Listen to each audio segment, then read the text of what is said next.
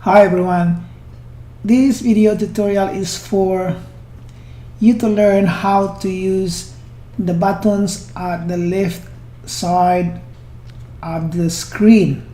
Okay, so the top button, this one is for zooming in. You don't have to click this button, just place the mouse cursor on top of this and then the scale will change. On the other hand, this button is for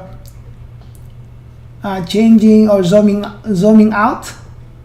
So these two buttons are opposite in purpose. This button is for zooming in by specifying the window. So click this button and then move the mouse anywhere in the screen, then hold down the left mouse button and then drag, and that's it. So you can see that the zoom window has changed. This button is for rotating the model. Click this button and then move the mouse cursor anywhere in the screen and then hold down the left mouse and then drag it, and you can see that the view is being rotated. Okay, and then this button is for panning your view.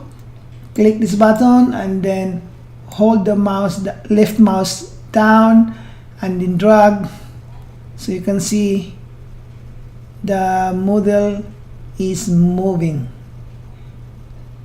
Okay, this button is for rotation in a specified axis. If you want to rotate the model around the x-axis, then choose this menu and then place the mouse cursor on top of this button, and you can see the rotation about the x-axis. The same thing for y-axis. See here, exit, and then rotation about the z-axis. This one, you can see the model is rotating about the z-axis. Next is you can rotate about a specified point.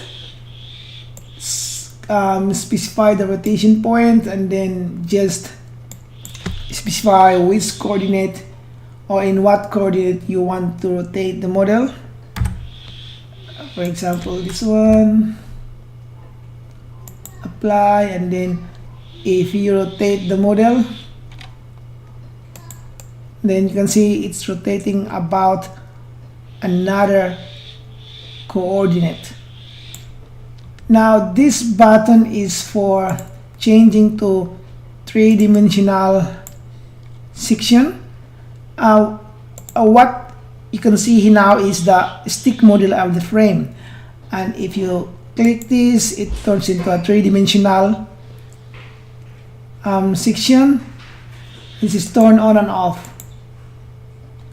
This button is for showing the node numbers, the beam numbers indicated in this.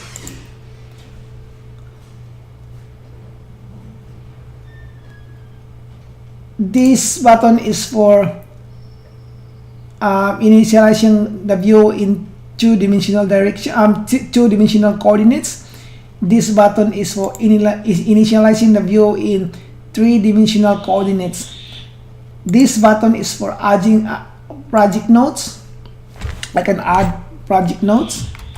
Say for example, video 1 or video 2, exit. So you can see here, these nodes is very important if you want to give an information on the model you are creating. You can also associate folders and files in a project. So if some files are associated with model you are analyzing, then you may add those files by clicking this button, add file list, and then say this file. So it's now saved in the files list. You can also add folders list associated to your project. Say for example, say Ribtor and these my videos, like this. So now every time you go to this menu, you will see the files and folders associated with the project, and this is very helpful when you want to trace the files that are being used in your project. And this button is for turning the FrameCE window into an internet browser, so you don't have to go to Internet Explorer or Firefox, for example, because FrameCE can also work as an internet browser. And this button is for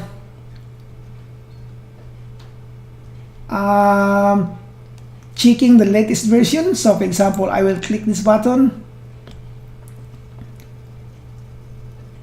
You will be brought to the homepage of FrameCE, and because I always update this program when I have time, especially on weekends, so you will see the latest version of the program. So if you are using an older version, so you can download from this link the latest version, and it's free.